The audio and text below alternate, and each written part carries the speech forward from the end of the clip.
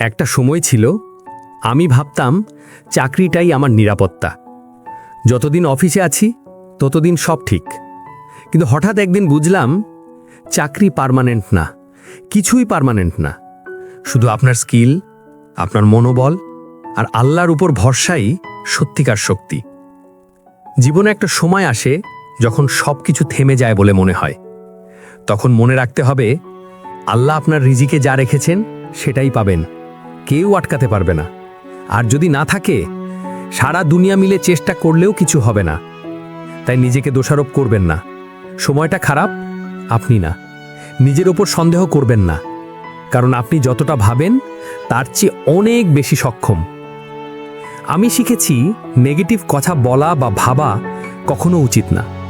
আমরা জানি না আল্লাহ কখন কোন কথা কবুল করে থাকেন।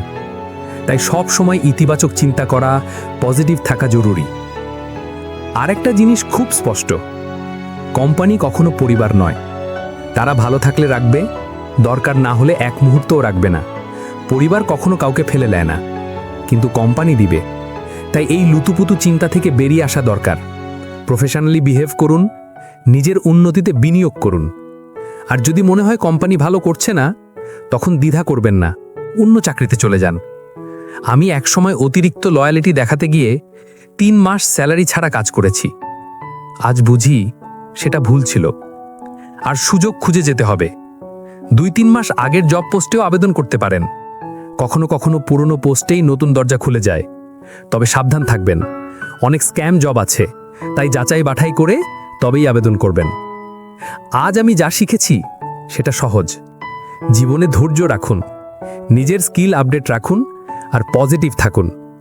কারণ দিনের শেষে আপনার কেরিয়ারের মালিক আপনি নিজেই, কোম্পানি নয়। এই ছিল আমার গল্প। এখন তোমার পালা। তোমার লে অফের গল্প, তোমার সংগ্রাম শেয়ার করো সবার গল্পতে।